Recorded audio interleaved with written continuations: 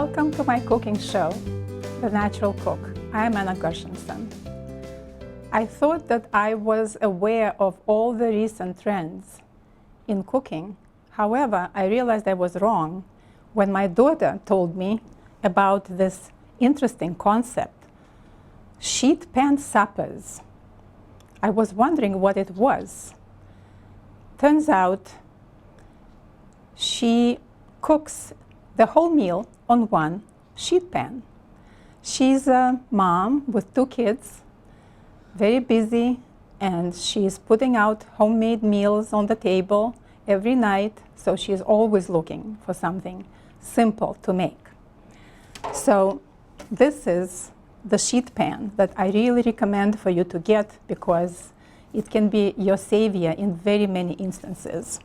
Today we are going to be making a very nice recipe by Leah Koenig from her new Jewish modern cooking cookbook. It's going to be chicken that we are going to be marinating with juices, with the juices from orange, from thyme. It's going to be also fennel and onion. The first thing we're going to do is prepare our dressing for the chicken. The orange is going to be going into this dish, and we're going to be using both zest and juice. Zest, as I told you in my previous show, is really full of oils, and it's a wonderful addition to any meal, whether it's lime zest or lemon zest or orange zest. So we are zesting 1 orange. We are going to be cooking about, sliding. See, it's very slippery here. We are going to be cooking about 4 pounds of chicken. So we are going to use a zest of 1 orange. Then we are going to squeeze the juice of this orange, and I'm going to be using a rima. I'm going to show you that it's very convenient to juice your orange. So again, I'm rolling my orange to get more juice, cutting it. Beautiful, very nice and bright. I'm squeezing the juice.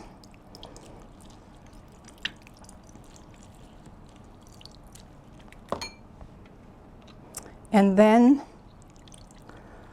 adding some olive oil, 2 tablespoons olive oil.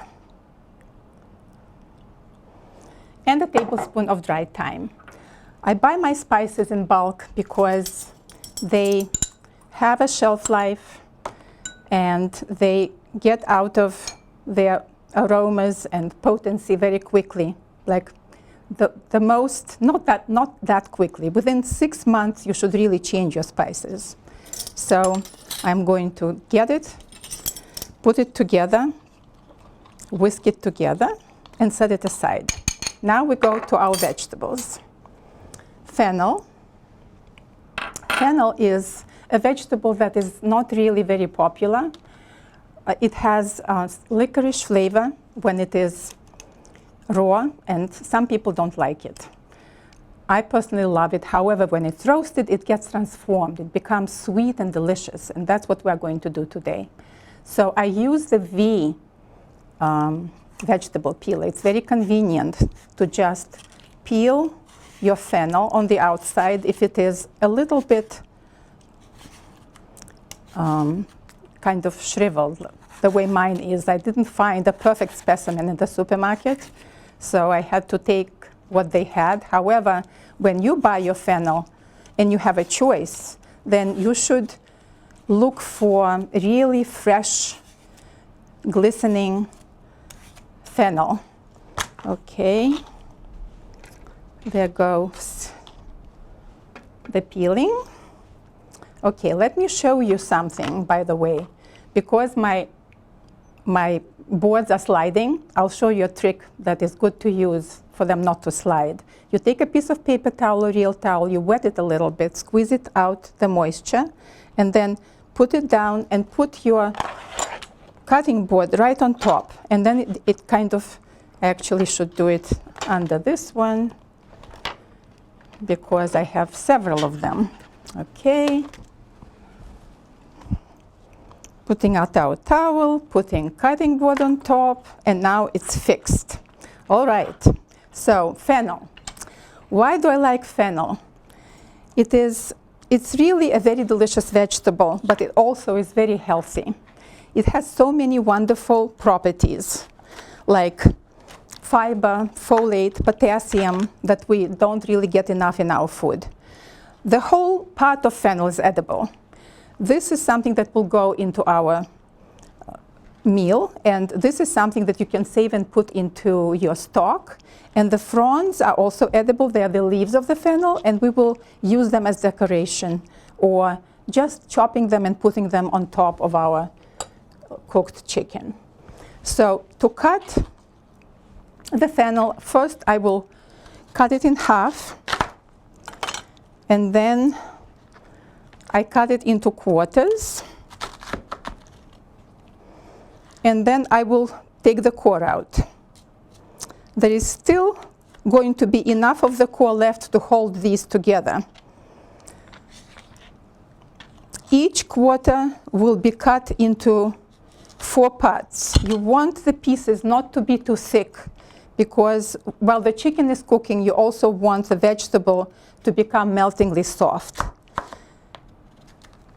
So I'm going to be making, since this piece of fennel is fairly large, I'm going to be making 5 pieces out of each. Okay. So now fennel goes into the pan, and the rest is going to be onion and orange. Okay. Now to peel the onion, I'm going to cut the side which is where the onion ends, not the root side. I start cutting the onion and peeling it.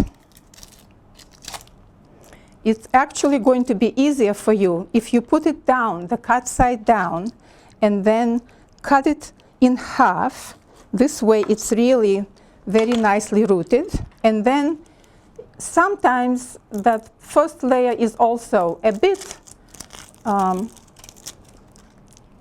shriveled or yellowed or not very fresh. So you want to remove the peel to release your nice, beautiful onion. And then you want to cut the root part here, but not really completely, because if you cut it off too far, then the layers of onion are going to fall apart and they are not going to hold together. And today we are going to be cutting it into wedges, so we don't want these little pieces. So each piece of onion is going to be cut into 4 wedges. Onions will cook faster than fennel, and so the pieces of onion can be larger than pieces of fennel. All right. So now that our onion is ready, we are proceeding to our orange.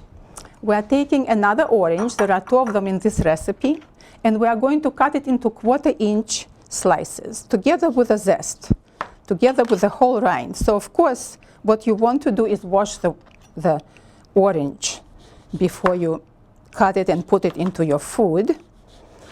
So the slices go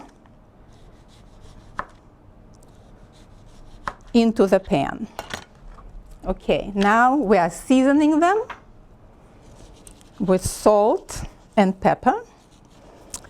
As you can see, I am using salt pretty liberally, and I'm actually got a question from one of my viewers about why I use so much salt. It's not really a lot. Number one, if you under-season your food, then you are not going to allow all the flavors to come through, and your food is not going to be as delicious as it potentially could be. So I'm using kosher salt, which is much lighter than the table salt. And it is, to give you an idea, like if you take a cup of table salt, it will weigh 10 ounces. Well, a cup of kosher salt only weighs 8. So that's why I encourage you to cook with kosher salt. Okay, now, we are going next to our chicken. The chicken I used today is chicken thighs and chicken legs. I personally like this meat. It's very flavorful. We'll put our chicken on the board. We'll trim excess fat. That's all we have to do with it. I will take my boning knife and I'll check around, and I see that the legs look pretty good. Here I can trim a little bit. Okay, toss it off, and then season my chicken. Season it nicely with salt and freshly ground pepper. My chicken is raised without hormones and antibiotics. I learned the hard way. When I came to this country, I started eating everything that was sold at the supermarket, and sometime down the road I realized that I started getting migraine headaches, and only after I became a vegetarian my migraine headaches disappeared.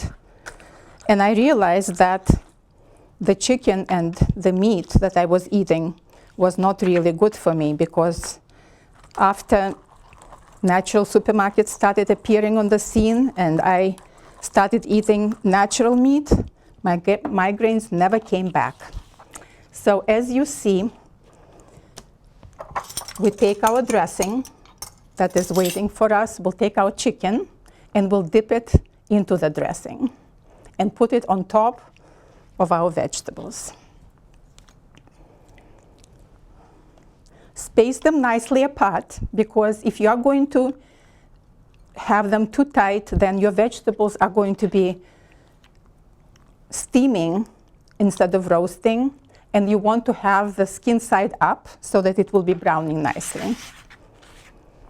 Okay, the leftover dressing you can just pour over. Now that our chicken and vegetables are ready, they are going to go into the oven at 425 degrees for about 25 minutes. And then we are going to pull them out. We are going to spoon some juices that will be in the pan over vegetables and chicken. You might want, if you see that the vegetables are not cooking as fast, you might want to flip them so that they are sitting in juices and cooking nicely. And then you are going to put it back into the oven for another 20 minutes or so. To make sure that the chicken is ready, you want to use the meat thermometer. You are going to stick it into the thickest part of the thigh, and if the temperature shows 365 degrees, you know that the chicken is ready. So now our chicken goes into the oven. And you can continue with the rest of the meal. So the second part of our meal will be salad. We are going to prepare it in a minute after I wash my hands. While our chicken is cooking, we are going to be preparing the salad that goes with it.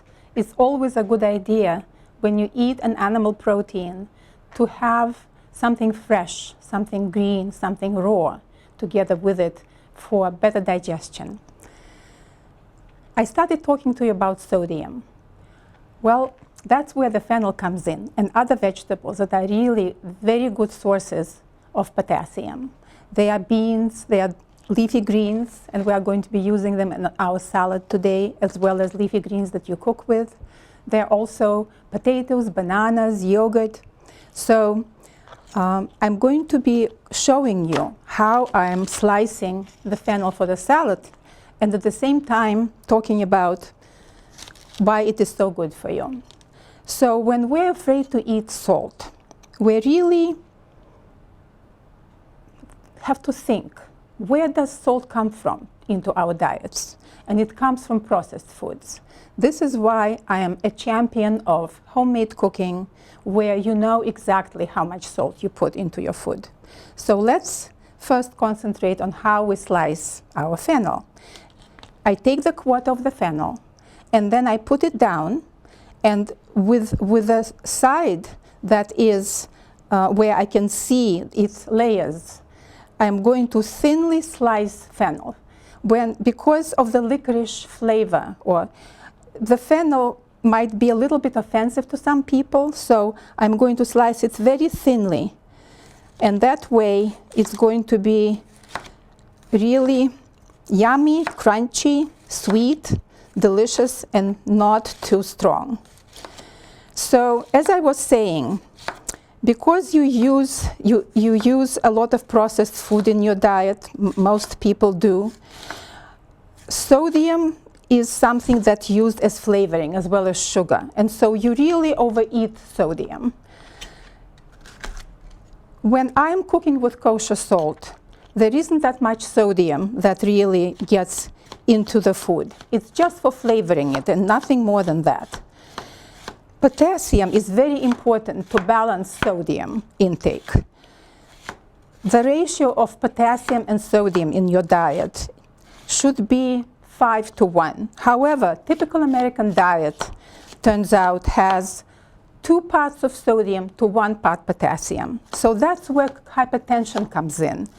In order to have the right pH of your bodily fluids, you need to really increase your intake of vegetables and fruit that have a lot of potassium. So our fennel is done. So now the rest is going to be sweet onion. Vidalia is now in season. It's coming really in the supermarket on sale, so it's a good time to buy it, eat it. Onions are really very, very good for you. So I'm going to cut it the same way I showed you before. Cut here, put it on the end to make it more stable. Then peel wherever it feels comfortable so that all the dry stuff comes off. And slice it thinly. Again, you want to make sure that the slices are exactly the size you want. So you hold your fingers in a way that you guide your knife to the thickness that you want. Curl your fingers under and let the knife rest on your knuckles. And this way, it's going to be as thin or as thick as you want. All right, now the next vegetable is going to be avocado. I love avocado. I met this vegetable in this country. I never knew about its existence before. However, it wasn't born here. It came here from Mexico. And it's probably one of the highest imported vegetables. Actually, it's a fruit in this country. So when you buy it firm. If you buy it soft, you don't know what's underneath. Maybe there are black spots, and when it turns black, it's really not good for you to eat. So you buy it firm. You allow time for it to ripen. You can just put it into a bowl or put it into a brown bag with a banana that will allow it to ripen faster, a couple of days. And then you see whether it's ripe. So just press a little bit, and when it heals, you know it's ripe. So avocado is a very, very good fruit. In studies, it showed that it helps absorb carotenoids in your body, and more than that. It also helps turn them into vitamin A. So it's a form that really can be used by your body. So what you do in order to cut it, and by the way, most vitamins are under the skin. So you just look where kind of like equator is, the long way. Equator is right. It's not really equator because equator goes in the middle. So you go from tip to the end, and you cut it, and then you twist it. And the pit is released, and you want to take it out, of course. So you will take the knife, and don't keep your fingers close to the knife. Keep it somewhere away, and just whack it and twist it. And it comes out very easily. And now you just want to take and safely dislodge it. Now it's stuck really well, so I'm going to help it. Come on, pit. I put it in too far, so I'm going to do it against the counter. Okay. Okay. doesn't want to come off. Okay, so see, I'm a bad demonstrator. I don't do it what I did. Don't stick it too far in. So now I'm going to be showing you what I do with avocado after it. I will take my knife and just score it, like, not score it, but put it in as far as it goes to touch the skin. And then do it across so that I have a dice, and you can make as big dice as you want or as small dice as you want. Okay, our avocado is ready, and now we can put our salad together. I'm also going to put oranges, so it's going to be delicious salad. Now let me show you how I dress it. I take the mixed greens.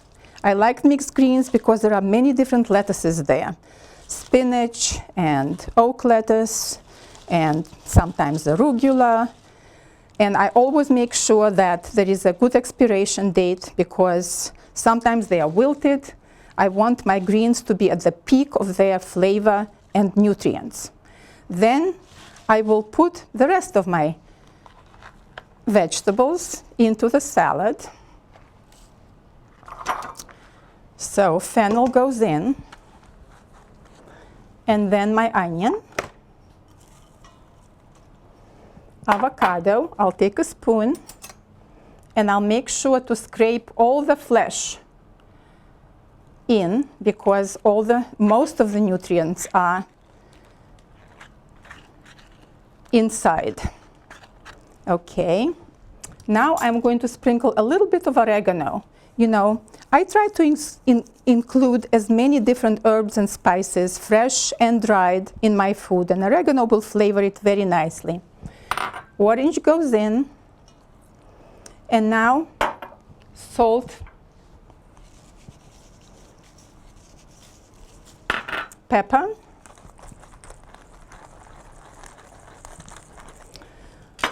always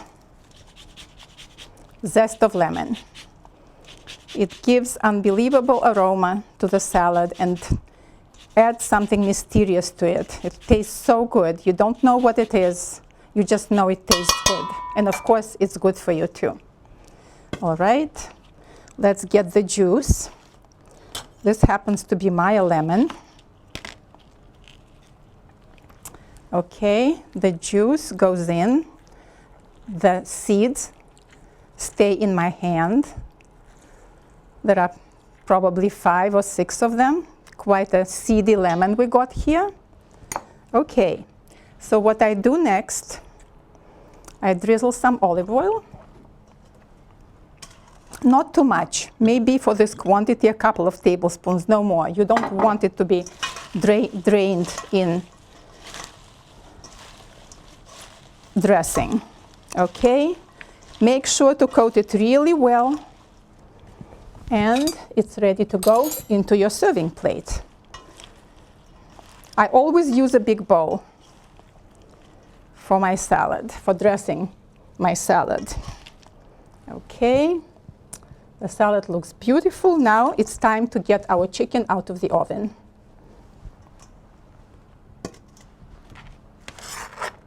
Okay, the chicken is beautiful. It's brown. The skin is crisp. The vegetables are meltingly soft. And by the way, there was a slip of tongue that I just realized, that I said the internal temperature should be 365. Well, the chicken would be on fire, wouldn't it be? It has to be 165, of course, for you to make sure that chicken is safe to eat. Okay, chicken is on the platter. There we go.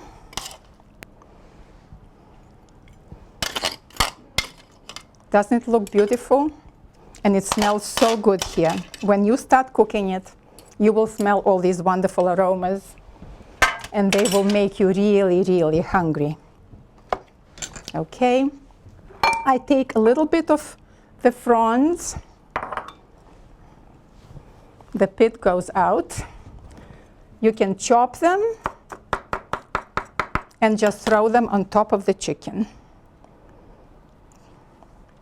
All right, ready to taste.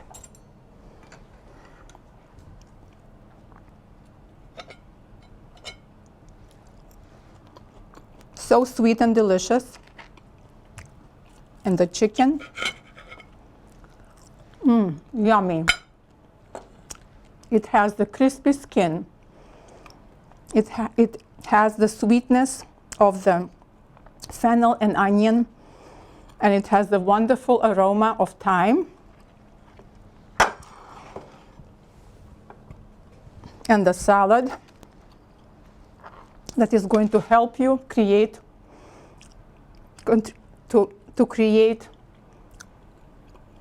a beautiful contrast to the soft cooked food. It's going to be crispy and crunchy. It also is good for your biodome because we need raw food in order to create better bacteria in your gut.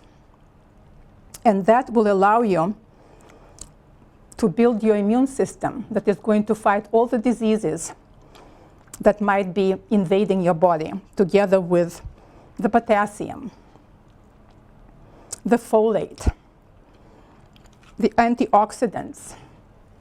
Let me try it. It's so good. Avocado is wonderful for regulating your blood sugar. And practically speaking, because of its fat content, it stays in your body longer, and so you won't feel hungry fast. So it has so many wonderful qualities. Make sure to include it in your diet. And you can store it in the refrigerator for 5 days or up to a week. So make sure when they get soft that you put it into the refrigerator, and then you can pull it out, eat half of it with your spoon, scooping it out of the shell, and then you won't feel hungry anymore. It's a wonderful snack. You can then sprinkle it with some lemon juice because otherwise it gets dark very quickly. You can cover it with plastic wrap to make sure that no air has access to it, and store it in your refrigerator until the next day. Have it in the morning for breakfast. Wonderful, delicious, and healthy food. So I hope that you are going to visit my Facebook page where I post my recipes, where you can see the show, and where you also can ask your questions. So go ahead and make this wonderful food at home. See you next time. Bye.